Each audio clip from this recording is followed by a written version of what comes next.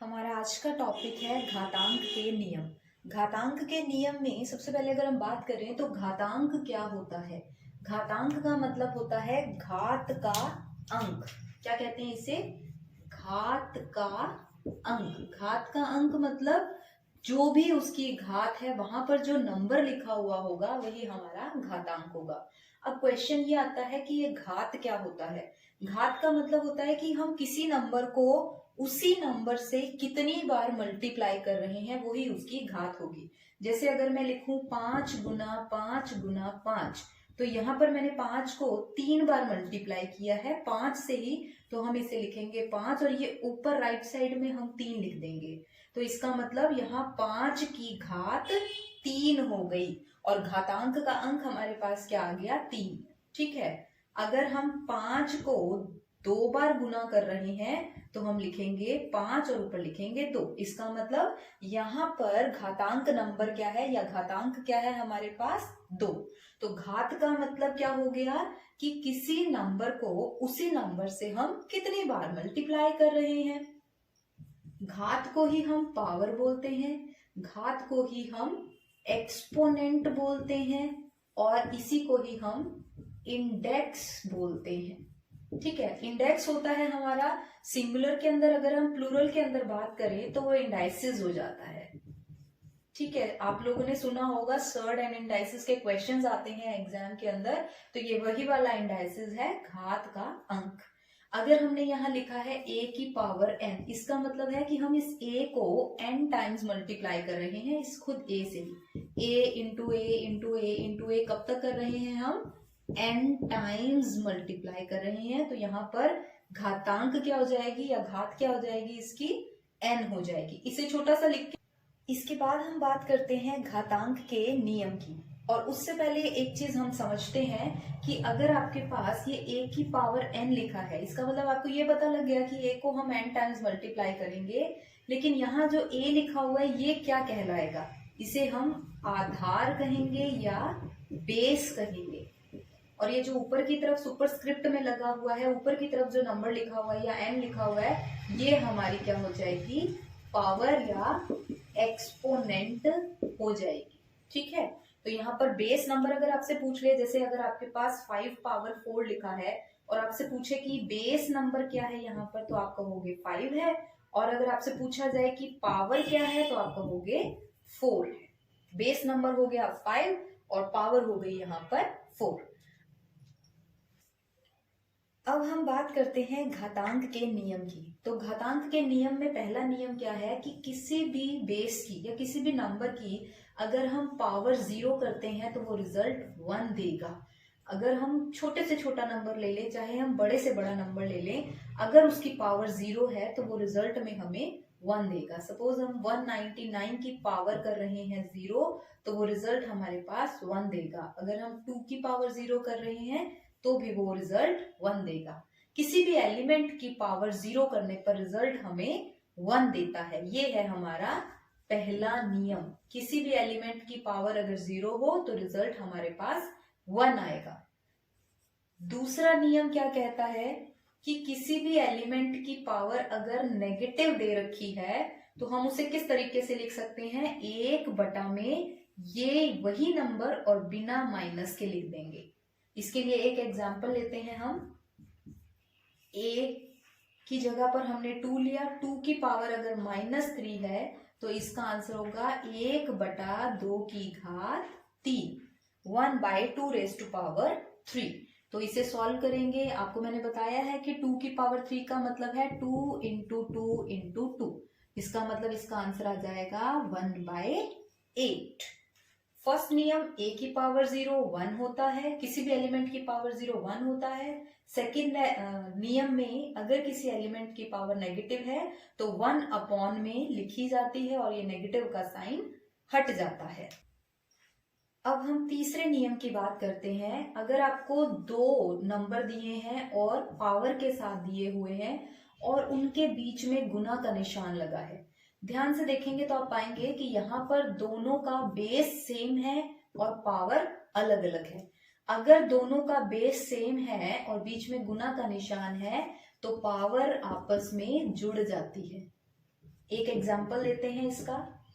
3⁻² into 3⁻⁴। अगर ये लिखा गया है तो इसका रिजल्ट होगा, बेस दोनों में सेम है, हम इसे एक बार लिखेंगे और पावर को यहाँ पर ऐड कर देंगे और ये रिजल्ट आ जाएगा हमारे पास 3⁻⁶।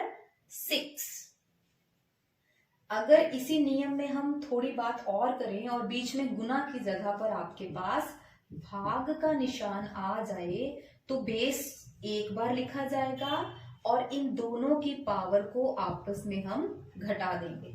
जो पहले पावर लगी है वो पहले लिखी जाएगी, जो बाद में पावर लगी हुई है वो बाद में लिखी जाएगी और दोनों के बीच में निशान क्या आ जाएगा, माइनस का। फॉर एग्जाम्पल 5⁻³ को भाग करना है अगर 5⁻2 से तो रिजल्ट क्या देगा, 5⁻3 - 2। रिजल्ट आ जाएगा 5⁻1 और किसी भी एलिमेंट की पावर 1 का मतलब वो। के साथ साथ एक नियम अगर हम और करें, पांचवा नियम अगर हम करें और अब बात करें कि यहाँ हमने दोनों बेस सेम लिए थे, लेकिन अगर दोनों बेस अलग अलग हों, a की पावर m बीच में b हो और उसकी पावर भी आपके पास m हो, यहाँ पर बेस सेम था, यहाँ पर पावर सेम आ जाए तो हम इन दोनों एलिमेंट को मल्टीप्लाई कर देते हैं और दोनों की पावर एक बार लिखी जाती है। Example 2⁻³ into 4⁻3। तो हम इसको करेंगे 4×2 = 8⁻3। दोबारा से देखें, अगर बेस सेम है पावर अलग अलग है तो बेस एक बार लिखकर पावर्स जुड़ जाती हैं, और अगर बेस अलग अलग है पावर सेम है तो बेस को बीच में गुना का निशान है तो गुना कर देंगे और पावर को एक बार लिखेंगे।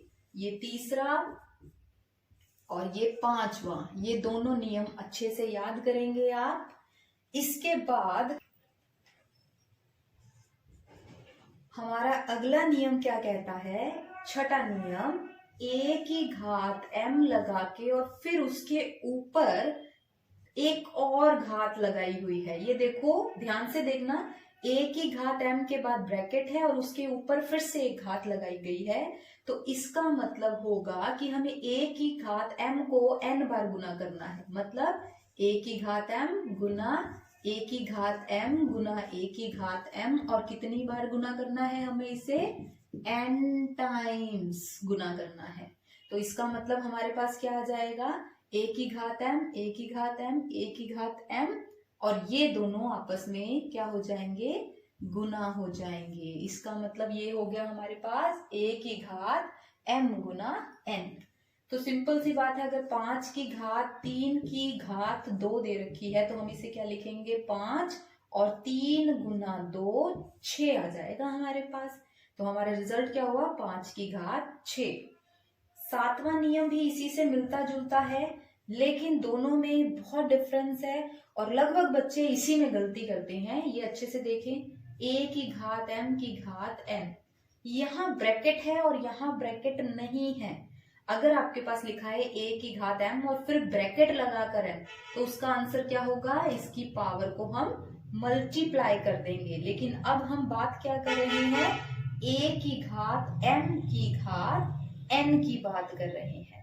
तो a⁻m⁻n का मतलब क्या हो जाएगा, हमें a⁻m और फिर जो उसकी पावर दे रखी है पहले इन दोनों को सॉल्व करना है, उसके बाद ये नीचे वाला एलिमेंट आएगा। कैसे, एक एग्जांपल लेते हैं, बिल्कुल यही 5⁻3 तो हम क्या करेंगे, 5 एज इट इज।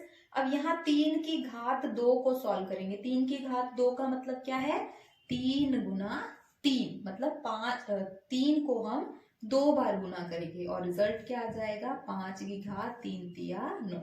यहाँ से रिजल्ट क्या आया था, 5⁻6 और यहाँ से रिजल्ट क्या आया, 5⁻9।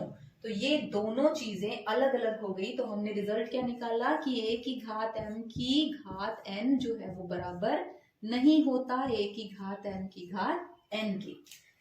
a⁻m के साथ ब्रैकेट के बाहर अगर n है तो इन दोनों को गुना करेंगे। अगर ये अलग है तो हमने पहले m⁻n को निकालना है, फिर उसे हमें बेस एलिमेंट के ऊपर लगाना होगा। ठीक है।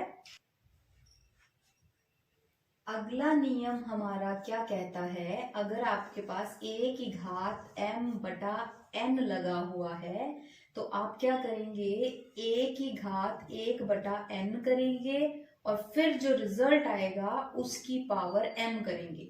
एक काम तो आप ये कर सकते हो, या फिर हम क्या करेंगे, पहले a की घात m कर लेंगे, फिर जो इसका आंसर आएगा उसका nth रूट हम फाइंड आउट करेंगे। कैसे करेंगे, एक एग्जाम्पल देखते हैं। आपके पास लिखा हुआ है 125 की घात 2/3। आपके पास क्वेश्चन क्या आया, 125 की घात 2/3। तो हम इसे क्या लिख सकते हैं, 125 की घात 1/3 और पूरे की घात हम क्या लगाएंगे, 2। हमने क्या करना है, 1/3 को अलग करना है और वो जो ऊपर पावर 2 लगी है उसे अलग करना है। अब यहां अगर हम 125 को घात के रूप में लिखना चाहें तो हम क्या करेंगे, इसके गुणनखंड ज्ञात करेंगे 125 के लिए। तो 5 दूना 10 और 5 पंजे 25। फिर यहाँ फिर से करेंगे 5 पंजे 25 और 5 एकम 5। इसका मतलब 125 को क्या लिख सकते हैं हम, 5 गुना 5 गुना 5। ये क्या बना हमारे पास, 5 की घात 3। तो यहाँ क्या लिख सकते हैं हम, 5 की घात 3, 125 की जगह उसकी घात है 1/3 और पूरे की घात है हमारे पास 2। तो ये 3 से ये 3 1 में है, कैंसिल हो जाएगी और रिजल्ट क्या आएगा, 5 की घात 2। और 5 की घात 2 का मतलब 5 को 5 से गुना करेंगे और रिजल्ट हमारे पास आएगा 25।